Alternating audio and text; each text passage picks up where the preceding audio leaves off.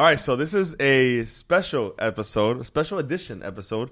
Number one, I got a new host joining me, a good friend of mine, one of the more professional dudes that I know, and at the same time, a good individual and very funny and comes from a very good family. And we have a legend, Ron Magill. Oh, God. Legend or just a fossil is what you meant to say. Alex and Ron, welcome. This show is brought to you by Mondariz Water. Thank you to our sponsor, Atara Group. He's a good guy. Kiran, appreciate the support. Alex, hit it off. We're here for a very important reason, at least for the top part, apart from all the other juicy stuff we want to get into. Tell me a little bit about the 2025 inaugural coastal cleanup that we're doing in Miami this March. March 1st, I can't be more proud, more excited about it. It started a year ago. We're on the boat in Biscayne Bay, and I got the kids on the boat. So I got Alex, Elle, Skylar, Nick. They're all there. They're hanging out, and they see all the trash. And say, hey, Dad, there's a bunch of trash. Can we clean it up? Can we get some people to come clean it up? And so, well, it's not that easy. You got to get all these, permissions and so forth. And he says to me, Alex, if anybody can do it, you can do it, Dad. So we'll start off with about 10 kids. We got registered almost 300 people. We're looking at over 400 folks to do one of the biggest cleanups ever created in America for kids by kids. That's incredible. You mentioned something which happened to me when I did a cleanup not too long ago in Key Biscayne, maybe like 2 years ago. And I wasn't aware that you needed permissions and permits to get it. And it's crazy that in order for us to help the environment do a cleanup, they were charging us like $2,000 for a permit. Until we went on social media and we made, we just made some noise about it. The mayor's office called us and said, you know what? We're not going to charge you the permit. We're just going to let you do your thing. Because we made us think about it on social media.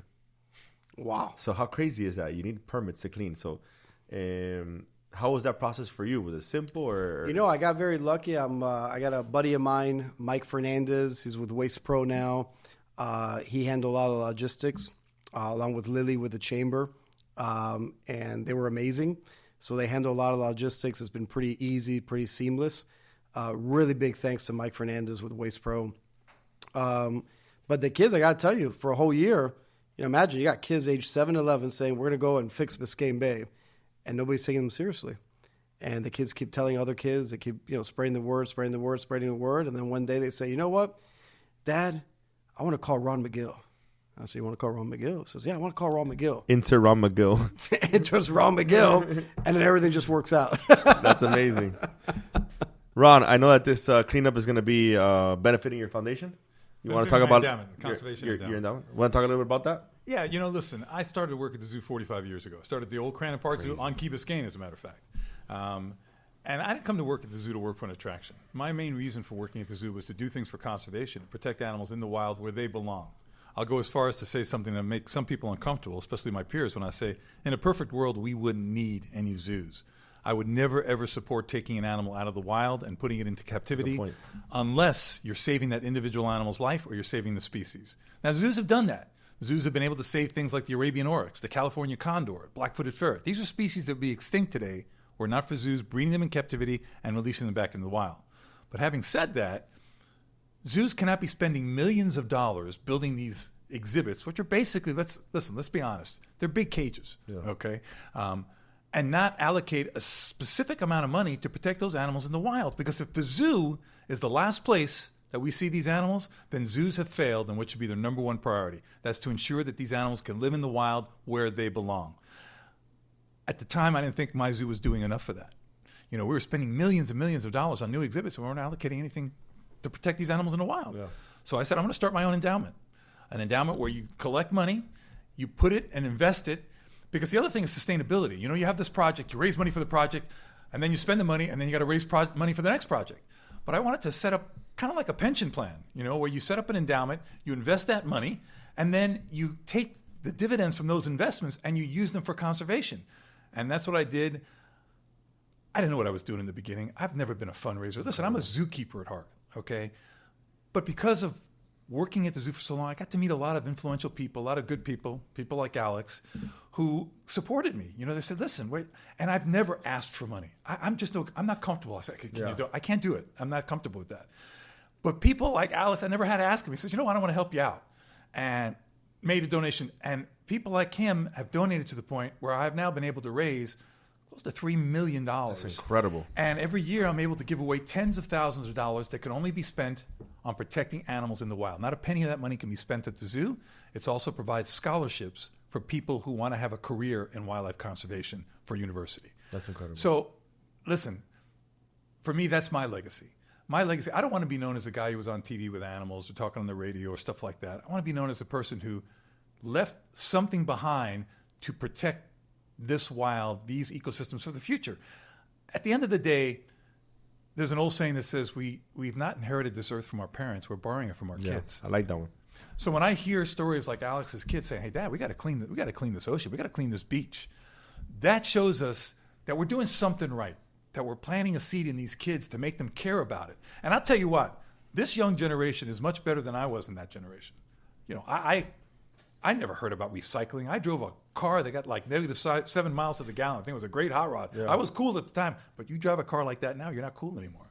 I drive an electric car now, and these kids are the inspiration behind that. You see these kids starting their environmental programs in schools, recycling programs in schools, so, planting these wonderful like butterfly gardens and stuff like. Kids are focused now. And I think that's a positive sign for the future. So when Alex called me up with this whole project and said, listen, this is what my kids want to do. They want to support your endowment. I was really blown away. It's one of the greatest compliments. It's better than any award you could ever get. Yeah, well, it shows a lot about how they were raised. Absolutely. And that's true. From some of the I know about him, I know he's a very family-oriented man.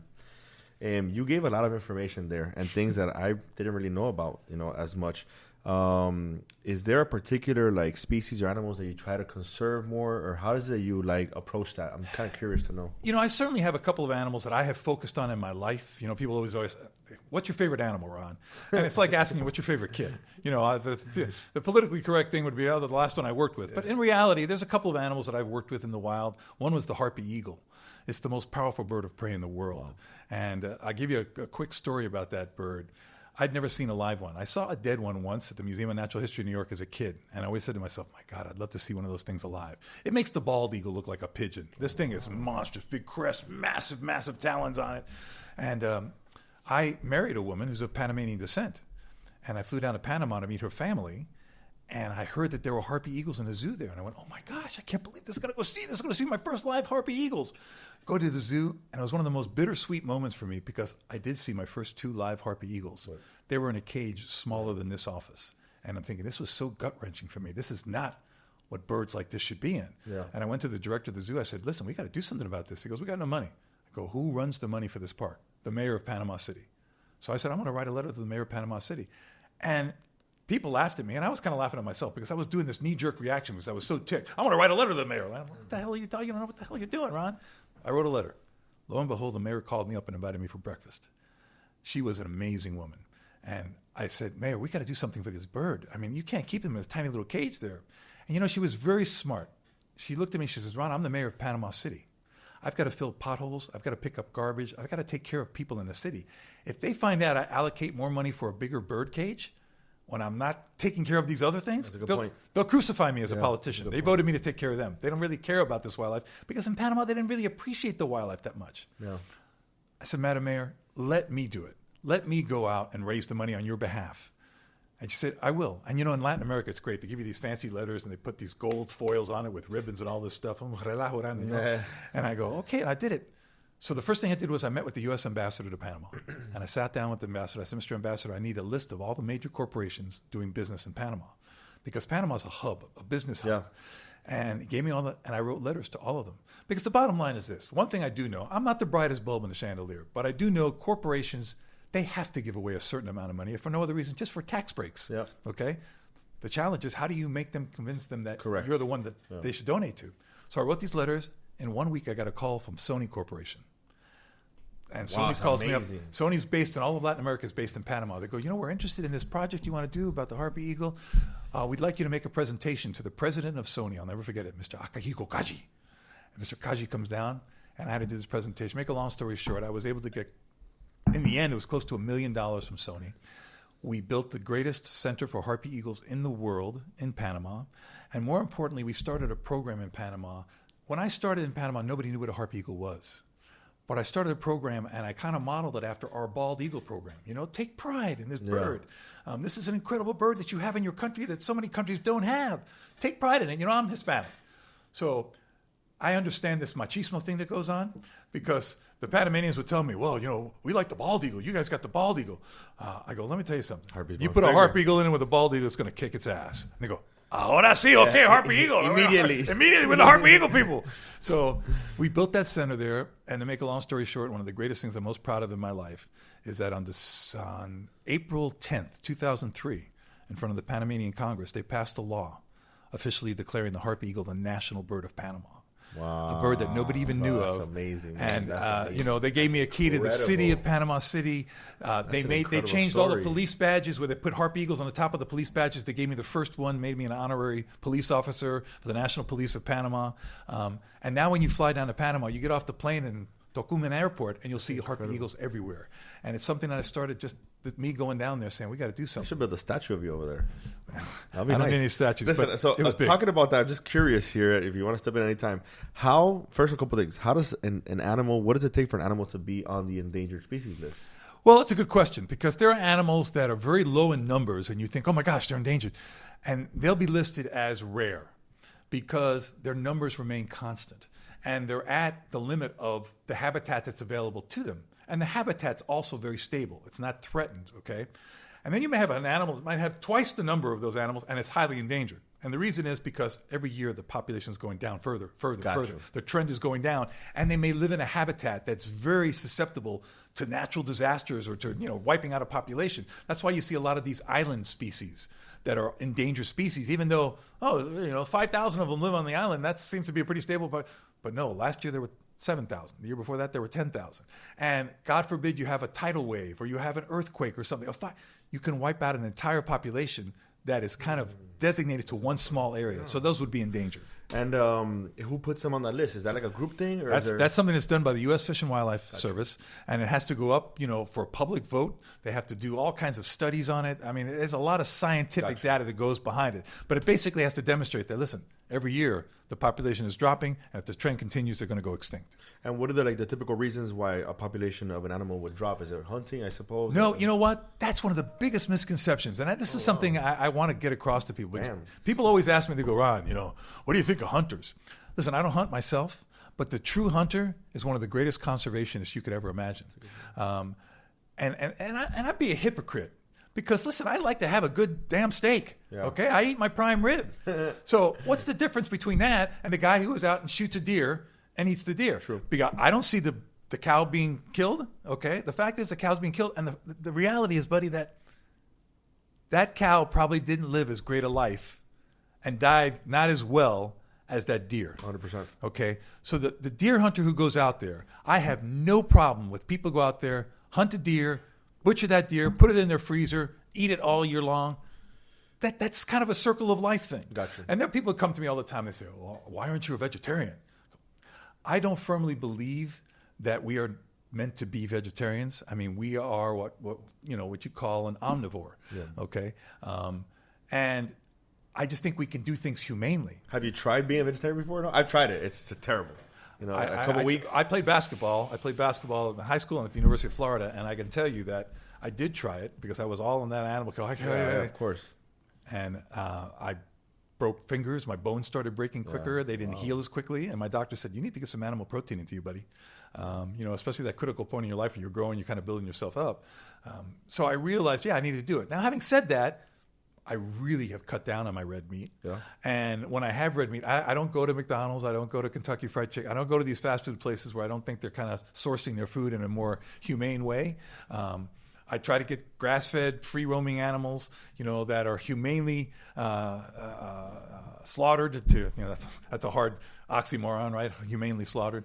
But the bottom line is, I want to try to do my best to make sure that at least these animals are being treated humanely before they serve food. Man, my kids, I mean, they eat elk, they eat buffalo, they eat gator. You're going to wild fork. We are meat eaters. I mean, we'll eat anything. I mean, and there's nothing wrong with that. It's just part of the circle of life, I mean, I love it. I'll tell you a quick story. I went out with an indigenous person in Panama, in the Darien, right on the border of Colombia and Panama, in the middle of the jungle, hunting with this guy, hunting with bow and arrows, okay, for the village.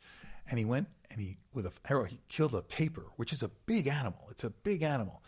And I was like, oh, geez, I saw this kill this tapir. It was a good shot. It was pretty quick. And before he started butchering that tapir, I'll never forget this. He got down on his knees next to the carcass, and he prayed. He prayed, and he spoke in a language, their dialect that I understand. He spoke Spanish also, and I asked him after, I said, what were you praying for? He goes, I was thanking the tapir for the sacrifice it made for my family, for my village. Wow. He butchered that tapir, and not only did he take the meat, he did the skin. He took the bones. He took everything. He put it on a sack on his back. This thing must have weighed 300 pounds. And he walked half a mile back to the village, and everybody in the village came and took pieces of that animal. Not one piece of that animal was wasted. We need to be more like that. That's incredible. We need to be more like that. That's incredible. I mean, I have a lot of questions here. So,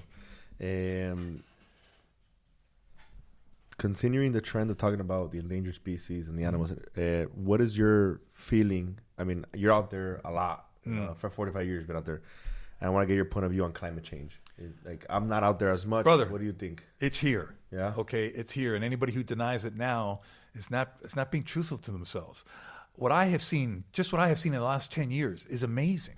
As far as, look at the intensity of storms, the frequency of storms. And, people look at climate change and they think it's just, it's droughts. No, it's not just droughts. Even though droughts are occurring, it's flooding. Okay, it's fires. It's all of these things that we're seeing in numbers now in a frequency that we've never seen before.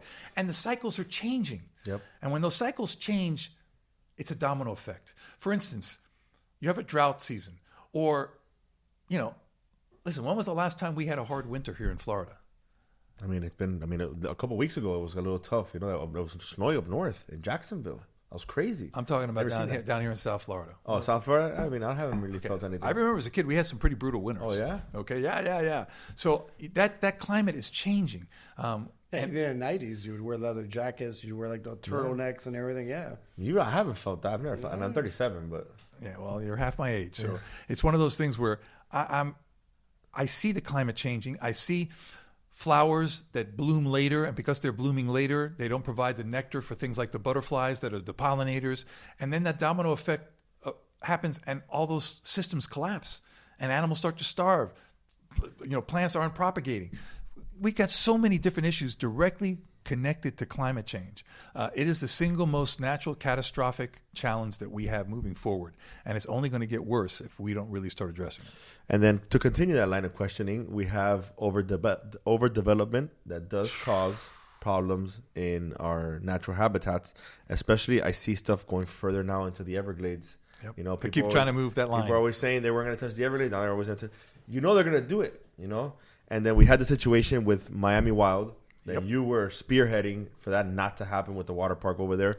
Kind of guide us through that process and how that was for you and how you became successful at making it not happen. Well, what happened was they wanted to build this water park in an area, and I gotta be. Let me be very honest with you. When the water park was first proposed 17 years ago, I voted for it.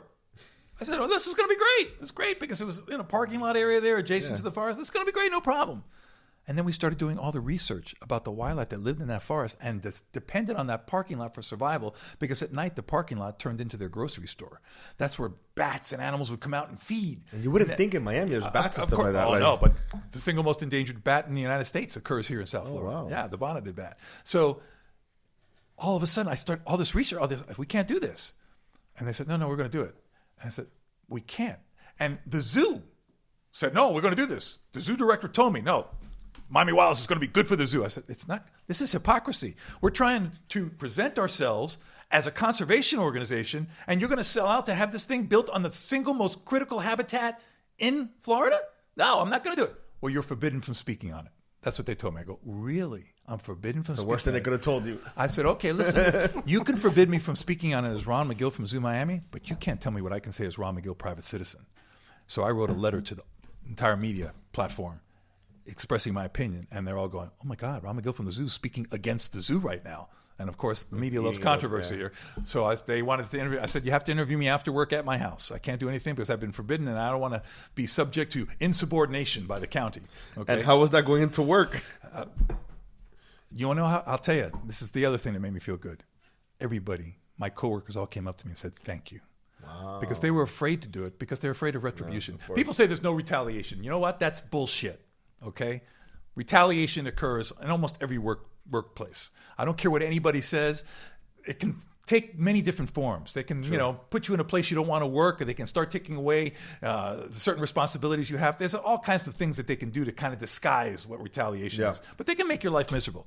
And staff members were afraid of that. They were afraid of that. But they all came to me and they said, thank you so much. Because they were ashamed of working for an institution that they were working for the same reasons I was working for it, to protect wildlife, to protect and conserve nature. And here we're selling out to a water park because they're offering money. And that's the problem in this county. You just need to follow the flipping money, and you'll find out what's going on. That is true. Okay? So I said, no, I'm not. Now, I got to be honest with you. I didn't think it was going to make a difference. But I said, for my own self-respect, I'm not going to sit here and not say anything. I have projected myself to the people of this community as someone who's standing up for conservation. If I sit in my hands and don't say anything now, I'm being complicit. I'm not going to do it. Oh, okay, well, that's not going to be a very good career move for you, blah, blah, blah. I got all kinds of little verbal threats. Okay? Wow. Yeah, I said, all right, let's go. And then I started getting people coming out of the woodwork saying, yeah, we feel the same way. And it was especially the youth. Kids in schools, at the university level, down to elementary schools. Teachers were calling me up. Our kids want to make signs for you. Our kids want to come. I said, you know what, let's have a rally. I worked with so many, it wasn't just me. People like Tropical Audubon, Bat Conservation International, the Center for Biological Diversity. We all put together our heads, and we had a rally at the zoo.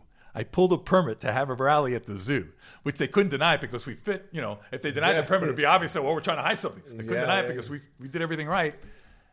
And hundreds of people showed up at this rally. And the media came out and covered it. And even the media cameraman, who I'd known for many years, said, listen, we've never seen anything like this. And we all went down to the commission chambers and we lobbied. A guy donated 600 T-shirts out of his pocket. He had, and the woman who did a lot of the designs for Disney, she designed the logo that we put on the T-shirts. Everybody donated this stuff. That's incredible. We go to the commission chambers. The whole thing is the sea of light blue that we were wearing these shirts, and everybody's going, oh. And when the commission finally said, no, we're not doing this, boom. Listen, I just got subpoenaed by Miami Wilds. They just subpoenaed me for all my communications. Let them have it. Good. I got nothing to hide. Let's go, man. They're probably going to ask for this podcast episode. Whatever. Let's go. Let's go. The bottom line is that is the most endangered habitat. It's critical habitat. At the time, it was not, but it was under review by the U.S. Fish and Wildlife Service. Yeah. And I said it is. The director told me, it can't be critical habitat. You can't have... So Fish and Wildlife then said it's not? No, they were reviewing it. Still reviewing it. No. At the time, they were still reviewing it. And then the director said to me, it can't be critical. You can't have critical habitat on pavement. I said, what do you mean you can't have critical habitat on pavement? Because you say, well, you can't. I said, absolutely you can. That's like saying, listen, if you pick a part of the ocean and you say, this part is critical habitat, it's not just the ocean floor, it's the column of life that goes all the way up. Okay? And and I said, that's not what it is. No, it's impossible. It's not going to happen. I go, really? Okay. Well, after the permit got denied and everything, and we won the case with the commission, U.S. Fish and Wildlife came out and said, oh, by the way, we're officially declaring this critical habitat. That's amazing. And it just changed the mentality. It's the first time in my memory of living here for over 55 years that the development lost to the environment. That the environment won. Yeah, but I think it was because of him. It wasn't. You know what it was? It was because of those kids. It's true. The kids are listening, man. That's the thing. You got all this laundry going on in the media, and it backfires on people because now kids are looking at this saying, well, this doesn't make sense, right? Correct. If people are saying it's not good, then why are we doing it, right? So kids are actually second-guessing what politicians, what adults are doing. And the other thing is, a lot of those politicians are parents. They heard from their kids too. That's true too. If my kid comes to me and says, "Pop, we can't do this." Listen, nothing means more to me than my kids. Yeah. Okay, those kids, the youth is what made the difference there. But it also proved the point. I believe in the saying, "When the people lead, the leaders will follow," and we were a perfect example of that. And other than the Harpy Eagle project that I did, that is what I'm most proud of in my 45-year career, is that we turned that around. And when I drive into the zoo today and I look at that beautiful lot, nice and clean and empty, I smile. That's incredible. Because it was something that everybody said could not be done. So, I know that this has probably been brought up to you before, but you give me a lot of political vibes, It's never happening. Do you have any political aspirations? Absolutely not. I've had both parties come to me and ask me to run for office. You'd be phenomenal. I can't do it. In this climate, this political climate that we're in, It's just, listen, I'm going to be honest with you. And I'm not Republican or Democrat. I'm disgusted by both sides. It's true. It's become a point where this has become this nothing but political bickering, partisan back and forth. We've lost decorum.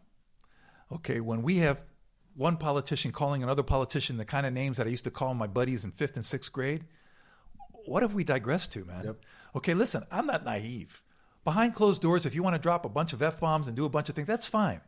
But don't get on a public pulpit representing a people and start talking in a way that, high schoolers talk when they're talking slang. They turn politics, I think, into reality TV. Exactly. Like real reality TV. But again, you got kids, you got elementary school kids, you got middle school kids, and they're saying, hey, you know what? If that person can do it, then maybe I should be doing it, right? Yeah. So imagine, we grew up admiring a politician. We grew up admiring the Oval Office, right? Bill Clinton. Yeah. So when you have those insults, when you have profanity being used, low blow insults, you're setting up such a poor example to the kids.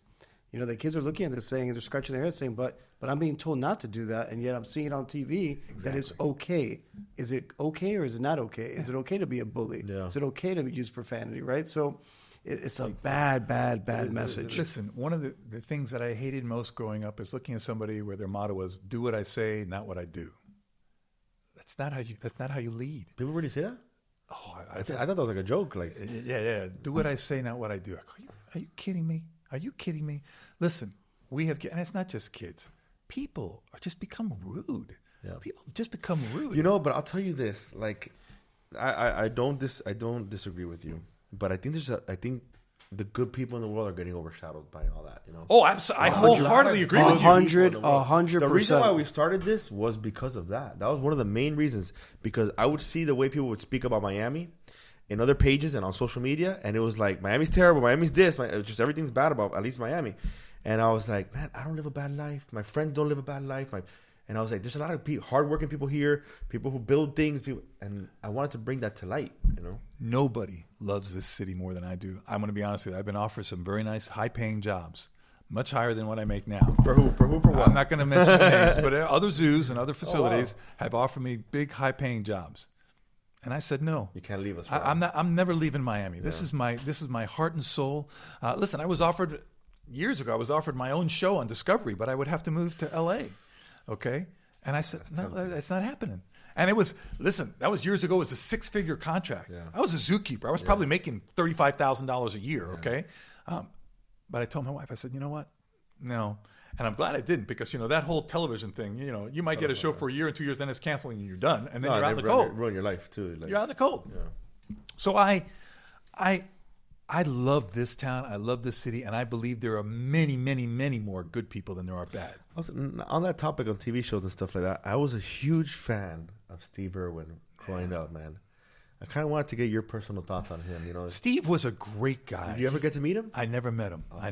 But I have worked with a lot of the other guys. I worked with Jeff Corwin and with Wild Kingdom, Jim Fowler, and Joan Emery. I worked with a lot of those folks, the Kratt brothers, which are two of the greatest guys you could ever want to meet. But Steve was a great guy. The only issue that a lot of us had with Steve is he tried to push the envelope too much sometimes, where he wanted to get things to bite him. He wanted to get things because he knew it made good TV. Yeah. He wasn't doing it really to harm an animal. He said, I get people listening when they do that, and I want them to listen. Yeah. And Steve had a heart bigger than you could ever imagine. And what a lot of people don't know is how much money he gave away to conservation. He continued to live humbly when he was making millions, and he gave it away for conservation. Man, I missed that guy. He was. I mean, when he passed away because passion. He had stingray barb into his chest. Yeah. And then on that same note, what do you think about this whole Tiger King and these little small conservatories? There's a bunch of them now here opening up now in Chrome. They're the worst thing that could have happened for wildlife. That Tiger King was a train wreck of a show. It hurt good zoos so badly because so many people watch that show and say, see, that's what zoos are. That's not what accredited zoos are.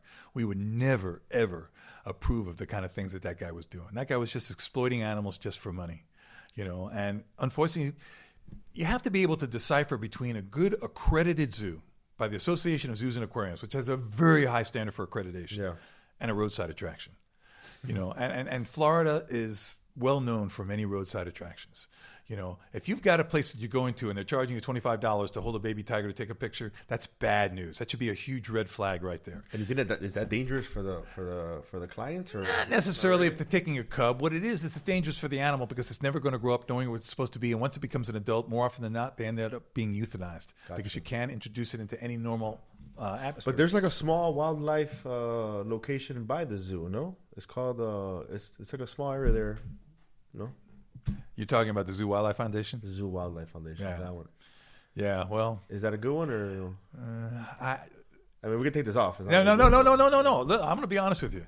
I know the man. I know him very well. Who started that, and he taught me a lot about wildlife. Oh wow! That guy knows, and he takes very good care of his animals. Very good care of his animals. But having said that, you know, he charges people a tremendous amount of money to take a picture with a chimp. That's totally against my creed. But I guess I would think that because of the cost it takes to operate that, I think that's his only route. Or? Yeah, but you know what? If it's your only route and it's wrong, you got to go into some other business, something else. Don't exploit the animal because it's your only route. Gotcha. And listen, that particular chimp has like hundreds of thousands of followers. You know, it was a social media sensation. Yep. But and I know here we are on social media. You have to be very careful with social media because it can be the toilet bowl of the internet. Yeah. And people will do things just to get clicks and hits that are not beneficial for anybody except for them. This whole influencer movement. But you know, a lot of people don't know that. They don't know how to separate like marketing or social media things that are being done on purpose over reality. You know? Right. And it's getting worse now. Even with this AI now. AI is even worse. AI, worse. Listen, there's stuff on AI with wildlife that I know is not true. I know it's impossible. Yeah. Okay. But it looks so good that if I didn't know, I'd say, "Oh, that's for real." But there's some AI videos now that I see of like some crazy fish coming out of the ocean and things like that, and I do like a double take. Yeah. Is that a real fish? I know, and it looks real. Like it's a guy fishing. That is scary, man. Yeah, that is scary because you got kids and stuff looking at this stuff thinking, "Is this real? If it's real, oh my god!" And that, at the end of the day, that kind of information can start wars. Okay, it really can. I think it'll probably end up getting there if we don't like take care of it the right way. Absolutely, man. Because you got people that are already on edge. And not only that, there's AIs now that they had put like a shutdown date on it, like testing that type of stuff. And they said, we're going to shut you down on March 10th. And the AI was like notified of that. Like they told the system, we're shutting down. And its code started to change for it to create like a separate portion of itself in order to avoid that shutdown. It's unbelievable. How crazy is that? I'm the worst person to have on your podcast. Right. He knows because I'm a good friend of his. No, it was incredible. I've never had Facebook. I've never had social media. You gotta get him on IG at least. Except business, right? And he hates it. He's like, how do you not have social media? IG, man. And I guess you know what it was when I was growing up. My dad, it was always a pet peeve of him. We'd go to a restaurant. People were always on their phone. So with our kids, we're never on our phones because I don't have it. We enjoy the meal, right? Yeah. We enjoy the moment. Now, I'm not saying I'm perfect, right? Hey, my wife has it. I use her social media. I get addicted, right? But it's a very addicting thing, right? You look at it, you're always on it. So that's why I choose just not to stay off the radar. It's not a bad thing, though. I have it because I have to have it for my job. Oh, you can raise money and stuff too. But I'll tell you what. I don't, when I see these kids, this TikTok thing where they just, with their finger, just going, it's like 2-second attention span. 2 seconds. That's all they got. 2 seconds. They keep on going. Something grabs your attention. My buddy just had a baby, and he was putting in the group chat the other day. He goes, his son is probably like about to be a year old now in March. And he already knows how to get the phone and do this and swipe. Yeah. And turn on that. How crazy is that? I know. It's scary. How crazy is that?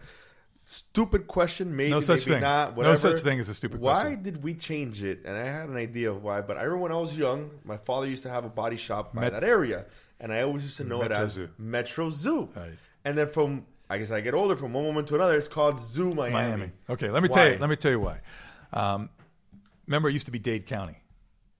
Never was Miami-Dade County. It was Dade County. Gotcha. Then they passed a resolution making it Miami-Dade County. At the time, there was Metro Rail, there was Metro Bus, and they didn't have the greatest reputation. The whole Metro thing was kind of a bad connotation. And at the end of the day, we wanted to be not just a local attraction, we wanted to be a global attraction. And what's the name that's global in South Florida? Miami. It's Miami. Yeah. So, and then people say, well, why don't you just call it the Miami Zoo? Why? Because 57% of the people who come to the zoo are Hispanic. And people say, Zoológico de Miami. It's Zoológico. No, it's the Miami Zoológico. It's the Zoológico de Miami. Zoo Miami. Yeah. And then the marketing people took it a bit for, zoom on over to Zoo Miami. You know, that kind of stuff. No, but honestly, Zoo Miami sounds better. It rolls better. Exactly. Too. It rolls better. It rolls better. So that's why we changed it. Yeah. I like it. I like it a lot. To get more of a global name and to recognize and respect the Hispanic population that's so important to us. Like, I don't know if this is public record or not, but just curious, how much does it take to operate a zoo of that level? Like money wise or this year, I believe it was $41 million a year. And what's like the biggest cost? Like food? No, salaries Yeah, and benefits. That's the biggest cost. Damn. Yeah. Our zoo costs, we spend over $1 million a year just on animal food. Yeah, over $1 million a year. Yeah. But it's salaries and benefits. What's like the animal that eats the most? On elephants, brother. Elephants. Yeah. 300 pounds of food a day. Wow. Yeah. And the tigers? Tigers eat a fair amount. They probably eat between 7 to 9 pounds of a meat-based diet every day, the big ones.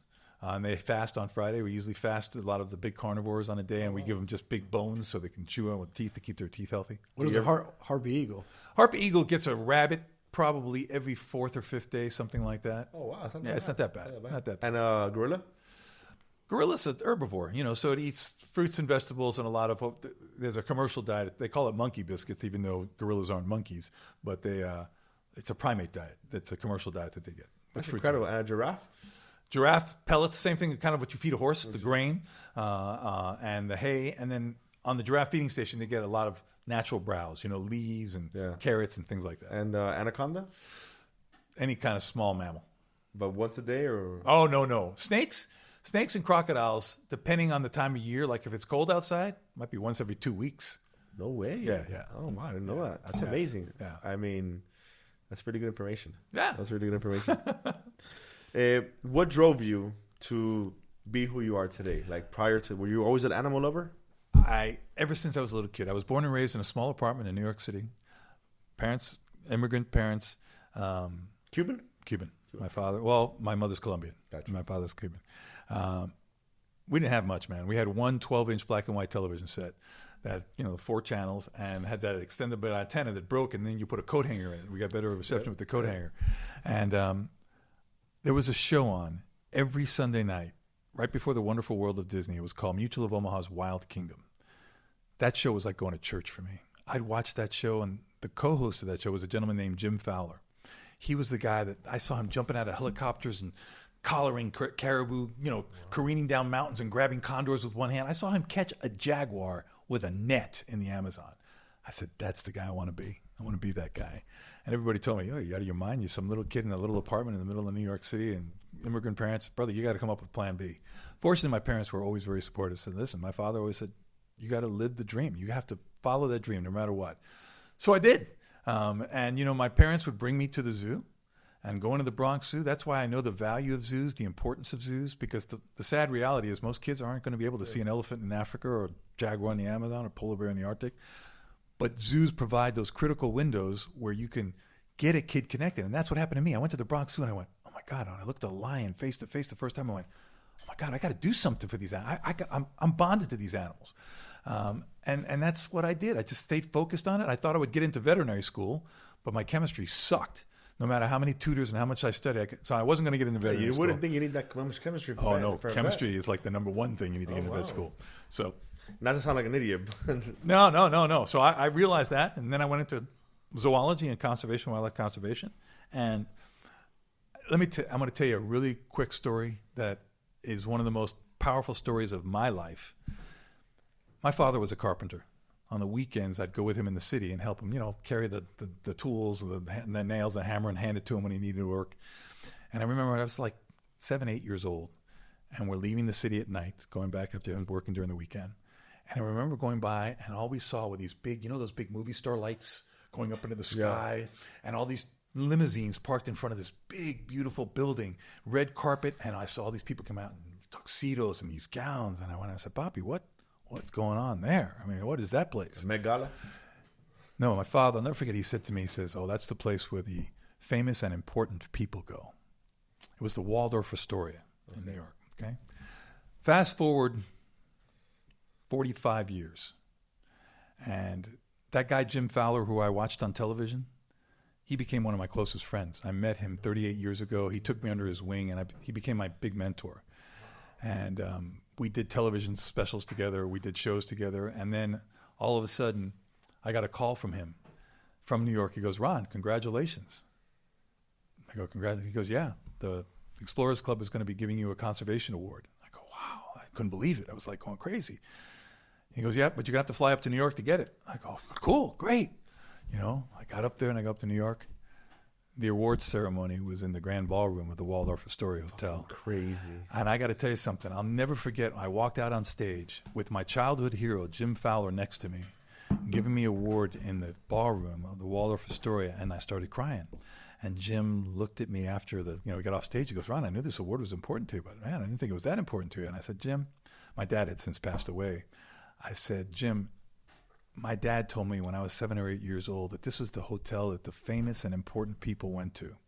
And there I was sitting on the stage in the Grand Ballroom with the man who, as a 6, 7-year-old kid, inspired me to do what I do today, presenting me with an award in this hotel that my dad said was for the famous and important people." It just hit me like a ton of bricks. Wow, it was the most. Bro, you just gave me goosebumps. It was the most amazing thing that ever happened to me as far as my career goes, and I'll never forget it for as long as I live, because I felt my dad was smiling down on me. Because I got to tell you, when I left the University of Florida and I started as a zookeeper, my father was disappointed. Oh wow! Because my father only That's father only had a 4th grade education. Smartest man I ever knew, but only had a 4th grade formal education. I was the first kid in our family to go to college. So when I left college and I started as a zookeeper, I'll never forget. He looked at me in his horrible Cuban accent. He goes, "You going to leave college to shovel shit?" I go, "No, Pop. It's more than that. You got to get your foot in the door. You got to start somewhere." Yeah. And fortunately, he was able to see that before he passed away. I was doing a lot of stuff on Sábado Gigante, a lot of these shows, and he got a lot of pride out of seeing his son on TV. But that was a pivotal moment in my life, standing on that stage with Jim Fowler, and literally I'm sobbing like a girl getting this award, because it's incredible how it was like yesterday. I felt my dad saying, "Oh no, that's the hotel with the famous and important." That's incredible.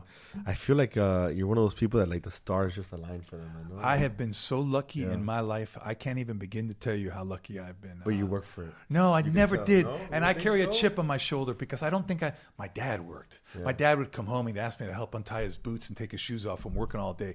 He had calluses on his hands that were so massive. I got these wimpy little hands. I never worked hard a day in my life. But I feel like you got to put yourself in position.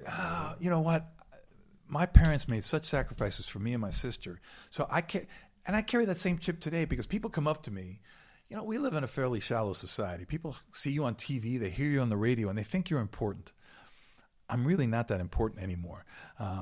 They come up to, "Oh my God, I love what you do at the zoo. Thank you so much." And I go, "Listen, I only talk about the people at the zoo now. I'm just a storyteller. Yeah. They're the story. The people you don't see behind the scenes that are breaking their backs every day. I know, because I used to be one of those people. Those are the people that deserve all the credit." Yeah. But in today, it's like, "Oh, how many followers do you have? How many people are following?" The TV shows. And it makes me feel guilty. It makes me feel guilty because I don't deserve that kind of credit. But I'll tell you something. I told you earlier before we started, I met you for the first time at. I met you for the first time. You don't probably remember. I was messing with him. I said you punched me in the face one time. I saw him at Highlight. Yeah, I was at Highlight. He was there with Dan Lebertard and them. Yeah. From afar, you're an intimidating person. You have like a figure where you're like intimidating. I'm just tall. I'm 6'6", Yeah. and that's another funny thing, because as a kid I got bullied all the time.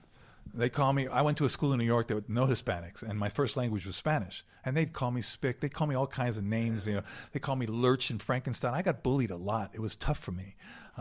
And I was so much taller than everybody else. And because I got bullied, I'd really reverted into books. So I got really smart. I skipped the 4th grade, which was even worse. I would never let my kid skip a grade, even if the school said it, because it just puts you a year younger than everybody else, and you're trying to catch up. And I had a horrible time. And I used to hate my height. I used to hate it. And my father would tell me, "Mijo, one day I promise you're going to be very happy that you got your height." And man, he couldn't be any more right. I've never been in a physical fight in my life. Oh, wow. Never had to be in a fight in my life. And my height now, you're right. I'll walk into a room and I can tell people looking at me. They look at me, and it's because of my height. But once you speak, and now obviously we've been speaking here for a while, you could tell you're a very like humble, good person. Because listen, I just get way too much credit just because, you just feel like. I remember, people would come up to you, oh, can I take a picture with you? Can you take a picture? And I used to say, oh, you don't really want a picture with me. And it was Don Francisco from Salvador Gigante who sat me down. He said, Ron, let me tell you something. Whenever anybody asks you for a picture, an autograph, or anything, you do it. You do it because you're making them happy. Yeah. No matter what. It doesn't mean that you think you're bigger than anybody else. You do it with a smile because you're making them happy. And it's so true. When I see people today who are true celebrities, brushing off kids or something like that, those are assholes, excuse my French, okay? Because those are the people who made your life. And for you not to give them all the attention that they deserve, it's just wrong. Yeah. It's just wrong. Yeah, I've been around a couple of those that are like that. Oh, bro. I really don't care. I don't take it to heart. But I've been around like Chad Johnson. He's a blast. Super funny. Tyreek Hill, too. Some sports guys. Antonio Brown, too. Super good guy. And you wouldn't think that they're people like this, Yeah. But at the end of the day, they're just regular people, man. It's not like anything different. I have a colleague or a friend of mine that a lot of people have very strong opinions of him. And I just want to get your opinion too, just because. Sure. Mark the Shark. Mark the Shark. I don't know Mark very well. I know he's a big fisherman. There's a lot of, he said he's keeping the beaches safe.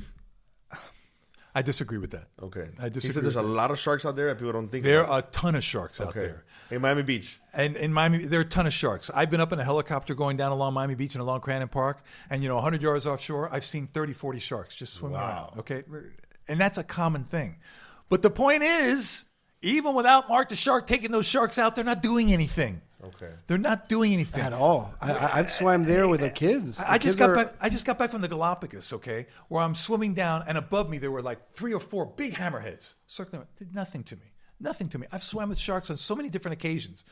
Now, feeding sharks, I think that's a mistake. Okay. I think that's a mistake. Because I think you draw them into an unnatural feeding behavior, and that's where people can get in trouble. But I think what happened was when the movie Jaws came out. Oh, yeah, of course. That struck fear into everyone. And Steven Spielberg would be the first one to tell you, I regret making that movie for the very reason that it just demonized sharks. It demonized sharks. If you saw the cruelty that happens to sharks in the wild, it would turn your stomach. I've seen the stuff online where they fin them all the time, all the finning and stuff like that. And throw them sharks terrible. Are one of the most important keystone species of the ocean. They are. And if I could show you how many times sharks have swam around people without ever doing anything. The thing is, when you do have, and let me point something out to you. Every time there's a shark attack, okay? How many of those end up being fatal? Usually they bite and they leave. Bingo. Why? Yeah. I'll tell you why. Because it's mistaken identity. A shark is reacting to splashing in the water. It's an instinct. They bite and they go, well, crap, that's not what I wanted. That's not what I wanted. They go away. Because I can tell you, if a shark wanted to eat you, those people would never get out of the effing water. Yeah. Okay? They wouldn't get out of the water. The shark bites and goes, that's a mistake. I don't want you. Goodbye. Sorry. Excuse me. Unfortunately, a bite can bleed a lot. It can be a pretty nasty bite. And the media loves it. Oh, my God. Shark attack. Bring him out. Oh, I'm dying. Oh, sharks went down. Okay? This is the dramatization, the sensationalizing of wildlife that is killing wildlife. Yeah. I learned something from Jim Fowler, that man on Wild Kingdom. He taught me something that is one of the most important lessons I've ever learned. If you learn to properly respect wildlife, you should never be in a position to be afraid of it. Now, when I go down to the Everglades, I go down to Shark Valley, and I see some flippin' idiot putting his back to an alligator to take a selfie because he wants clicks. Crazy. Okay? That's what I call natural selection. But a lot of people are doing that now. Of course they're doing it. They're jumping into the Everglades to take pics. This is what they're doing for freaking social media. That's the problem with social media. It's making people freaking stupid. Yeah. Okay? Yes, it is. And that's 100%. It makes people stupid. But I don't even know. I'm like, what are you doing? There are sites on Instagram. There's a thing called Turons. These morons, tourist morons, that you people see them going into the Yellowstone trying to pet a bison, and then the bison hits them. And what do? They have to shoot the bison, right? Because come on, the animal suffers for people's freaking stupidity. We got to stop this, man. Yeah. I mean, I see videos of even locals. They go in there and they're just like hanging out with alligators. I'm thinking that they have years of experience doing the type of stuff, but I suppose not. No. Hey Eddie, I gotta jump in. Go for it, bro. Go for it. I Ron, I'm sorry. This guy is like a wealth of knowledge for me. You gotta share with Eddie. I gotta share Ron. You gotta share with Eddie your show. You've never heard of this guy's show, have you? Which show? This guy's got a stand-up show. Oh, the Sex and the Animals? This is the best show ever. And I've been to a lot of shows. When I tell you this guy should have like his own little like HBO special. It's not really stand-up. It's using images. Listen, I think it's stand-up. I'll let him take it away. This is an HBO special. We can put this in rotation at the Improv. This is incredible. This is incredible. I'll tell you all about it. This is probably the best show I've been to. I'm telling you. Give it to us. Look. It's turning red. Look. We had a lecture series at the zoo, okay? Where, they said, let's bring these experts doing incredible stuff with animals so we get more people come to the zoo to see these lectures.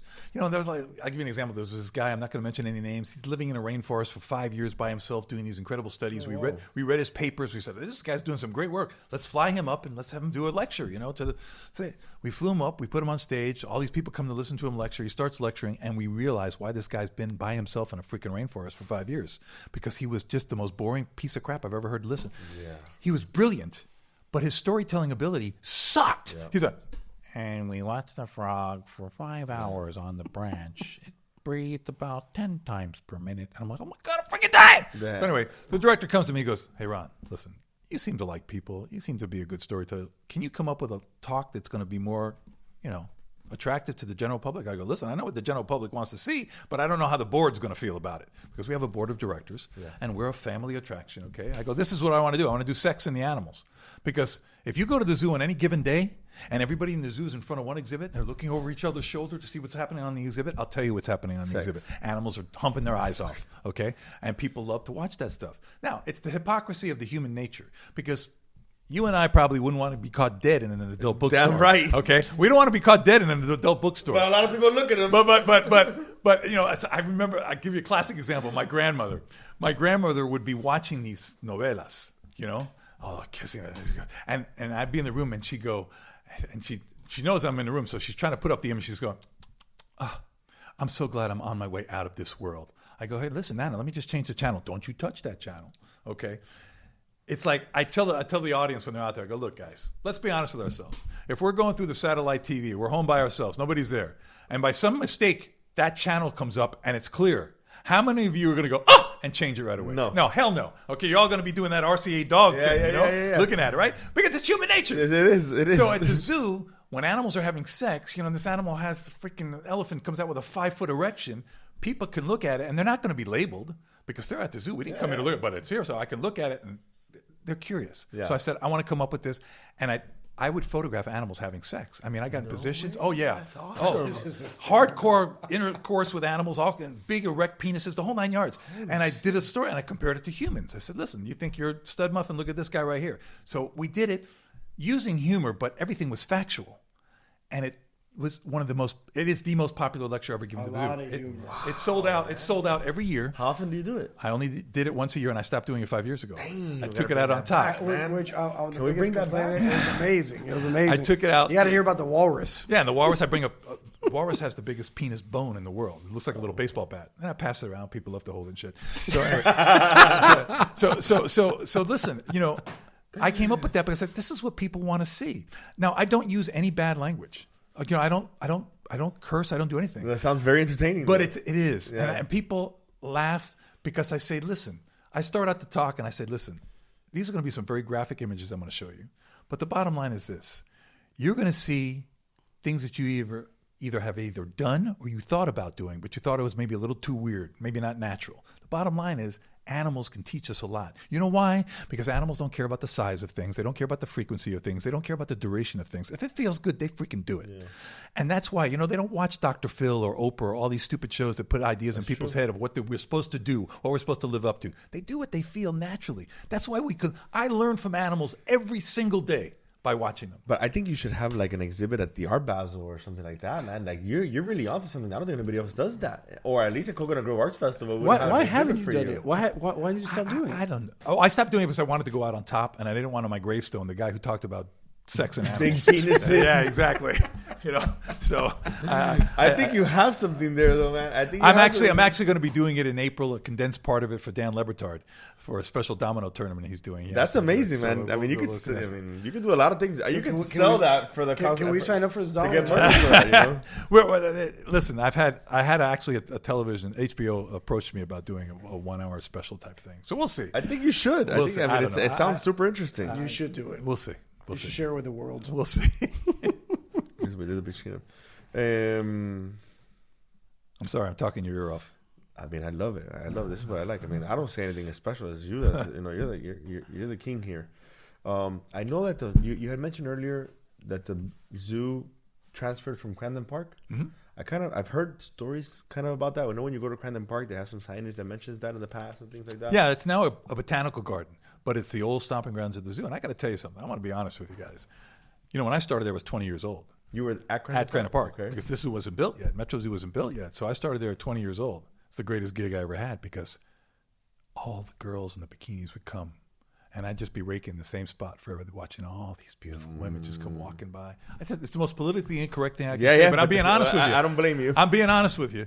That was a great gig. I'm out on the beach. I'm here with the animals, and all these beautiful girls would walk by, and I'm thinking, oh my God, this is my job. I'm getting paid. I didn't get paid squat for it, but it was still worth it. It was at the time you were getting paid, like $2 an hour? My first year at Crandon Park was $9,700 a year as a zookeeper.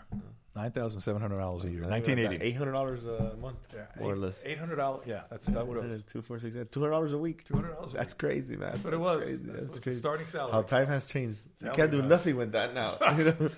Now apartments were like $20,000. Yeah. I'm sure life was pretty good. I mean, the cost of living has gone up just astronomical. It's astronomical. I just can't believe how much time's gone by. When I think back that I started 45 years ago, it feels like yesterday for me. But they changed the zoo from Crandon Park because of a hurricane, wasn't it? No? Yeah, and the irony was then Hurricane Andrew destroyed Metro Zoo. That was over there, yeah. But there's a famous picture that comes out every year. The flamingos in the bathroom. The flamingos in the bathroom. Did you have anything to do with that? I took it. You took that picture? That's my photograph, yeah. How was it pushing them in there? Oh, we would go in the lake, we'd catch them and put them in there. And I always kept a little camera on my hip, a little point-and-shoot camera. And I remember looking at these flamingos in the bathroom. I said, that's a weird picture. And I just took it as an afterthought. Thinking, okay, this hurricane's nothing's going to happen. Well, the hurricane came. The fact that we put them in a bathroom saved their lives. And I got called because I had a lot of good media connections at that time already. Yeah. I had developed good media relationships. I got a call from the Associated Press in New York. And they said, hey, Ron, do you have any pictures of something other than, a boat up on the road or a house without a roof? Because we got a lot of those. I said, I got this picture of the flamingos in a bathroom that I took. It's not a very good picture, but it saved their lives. And it was because of Hurricane Andrew. I said, oh, send it to us. They loved it. It ran as a 2-page spread in Newsweek. And it became the most iconic photograph. Wow, I don't think a lot of people know that picture's yours. That's my picture. Wow, that's incredible. I see it every year. Every year it comes up. Everybody puts all over. That's right. That's right. That's my a good story. That's my photograph. I wanted to ask you, not too long ago, we had the Miami Seaquarium here. Okay, they got a lot of flack. Yeah. He explained to me his point of view on his story on when Lolita passed away, that it was a new company that took over the last 3 years or so. Right. They said that the county hasn't been cooperating with them. They came in and gave them a bunch of liens on stuff that they've been trying to fix, but it's just like it's an awkward dance between them and the county. They're trying to pull the contract away from them. A lot of people thought they closed down. They're not closed down. They're still open, et cetera, et cetera, et cetera. It's been a shit show with them over there. A lot of people see Zoo Miami as like a gold standard of how you should operate, and then you go to see the Seaquarium, and it's just, it's not acceptable. I want to get your point of view on the two. The first thing I want to say is the people who work at Seaquarium are so dedicated. They're trying so hard to do the very best they can with what's available to them. Those are really good people. Yeah. I feel so badly for them because, they're getting so much vitriol from so many people for something that's not their fault. As far as the county and negotiations, I don't know anything that's going on with that. I will say this, though, and I know this is going to make a lot of enemies for me out there, but I don't believe that cetaceans of any kind, talking about killer whales, dolphins, false killer whales, any of these large pelagic cetaceans should ever be in captivity. Wow. I just think they are pelagic, intelligent animals that need to be in the wild. And putting them in captivity, I especially can't. It's not the same either too. Like it's just a little pool, you know. Listen, any pool for those animals is a little pool because their home is the flipping ocean, man. Yeah. It's the ocean. Yeah. And they're pelagic animals, okay? So that's something that I feel very strongly about, very firmly about, that I can never support having cetaceans in captivity unless, again, it's a last-ditch effort to save that animal's life or to save the species it represents. Got you. But other than that, I can't For support those people who don't know what a pelagic or a cetacean is. Okay, a cetacean is dolphins and whales, okay? And pelagic means they're throughout the oceans. They travel throughout the oceans. They don't stay in a little lake. They don't stay in a little pond. They're constantly moving throughout the oceans. That's their world. Yeah, that's incredible. That's incredible. Is there a difference in these? Like, obviously, animals in captivity are bred in captivity, but is there like a major difference between one in captivity and one in the wild? Absolutely, like, there is. Absolutely, there is. They get used to humans. No, it's not necessarily getting used to humans, but it's not knowing how to live in the wild. Gotcha. That's another thing that zoos do sometimes that I have issue with. You know, I don't ever want a zoo trying to make people think, oh, you know what, we're breeding these animals in captivity to release them in the wild. Absolutely not. The overwhelming majority of animals born in zoos will never get into the wild. The reality is most of them could never survive in the wild. Now, we've had exceptions. Like I said, you know, California condor, the Arabian oryx, the blackfoot. These are animals that we have successfully released back, but it's a tremendous expense and a tremendous amount of work. So wild animals have instincts. You know, you look at a wild lion and you look at a lion in captivity. And I'll tell you another thing. Like, now we're not supposed to say in captivity anymore. Now we're supposed to say under human care. Oh, I bet. Okay. But, and these kind of things bother me because it's just semantics. It's the same freaking thing. Yeah. Okay. But if you look at a lion in captivity, it's like looking at me compared to Arnold Schwarzenegger, okay? Because a lion in the wild is ripped. It's got to fight. It's got to defend itself. These animals are in shape. When you have an animal in captivity that doesn't have to run to survive, doesn't have to hunt to survive, it can be lazy. Yep. If you're given the option to be lazy, you're going to be lazy. Yeah. Okay. One of the big problems that we have with animals under human care is obesity because they're not burning the calories they should. So that's why at our zoo we do a very good job of maintaining the calorie counts, maintaining the weights, maintaining the levels. But people who keep these animals as quote-unquote pets or in roadside attractions, they tend to be... But you don't think one of those lions will survive in the wild? Nope, absolutely not. Absolutely not. Do these animals that you have at the zoo, do they create a human connection with you? Absolutely, they do. Yeah, they know it's you coming? And yes, there's certain animals, and of course, the more intelligent the animal, the more reaction you're going to get. But animals certainly are able to bond with their keepers, certainly relate to their keepers, and you know, he's not going out there and petting a tiger. No. But Tiger's not coming up to Ron and say, "Hey." They know. They respond to our voice. Good girl. you don't get a tiger. Is there a specific animal that just has more of a connection than any other species? No, with humans at least. Like with humans? I think different keepers will tell you different animals. Got you. You know, the animals that they work with. Oh, no, this tiger knows me better than your chimp knows you. I mean, everybody has their own personal opinion about that. But I will tell you that animals recognize their keepers, recognize voices, and react to them. What about the cheetah, though? Because you always had a pretty good relationship with the cheetahs. You know, I had a pretty good relationship with the cheetahs until the cheetahs only had women training them. Now the cheetahs hate me. Cheetahs see me. They spit at me all the time. They can't stand me because they have beautiful women taking care of them all the time. Yeah. So they don't like. They generally speaking don't like me. Has there ever been like a scary moment where you feel like, okay, something's gonna happen to me right now? Like, have you ever been in a situation like that with an animal? Yeah, one of my favorite stories in the world. Give it to us. I was moving some crocodiles, and I was being careless. I was a young man in my early 20s, and young men tend to be stupid. And I got careless, and I got nailed by the crocodile. It bit my hand pretty hard. I was lucky I was with some guys who were able to jump in the crocodile to prevent it from ripping my hand off. But we had to put a shovel in his mouth to open his mouth so I could get my hand out, and I could see a lot of damage. I had to go to the hospital right away. Had to do emergency surgery on my hand to put it back together. And you're thinking to yourself, well, what's going on here? Well, again, I'm a guy who always tries to make lemonade out of the lemons. I'm a single young guy at the time. Again, very politically incorrect. I apologize. I'm thinking I'm going to have a really hot nurse taking care of me. This is going to be nice. Oh, yeah. Okay. My nurse comes in. It's a guy, and he wasn't very nice, man. I remember the guy woke me up to give me a sleeping pill. He goes, "You got to wake up." I go, "Why?" "You got to take this pill." "What's it for?" "It's a sleeping pill." I go, "But I was asleep." Anyway, so I'm all depressed and stuff, and then I have to go down to physical therapy. And on physical therapy, the door opens. Oh, my God. It's the most beautiful woman I've ever seen in my life. I thought to myself, I got scared for a moment. I said, did I die? Did I go to heaven? Because that's a flipping angel right in front of me right there. I saw her. I don't know if this has ever happened to you, Eddie, where you look at somebody and all you hear is like,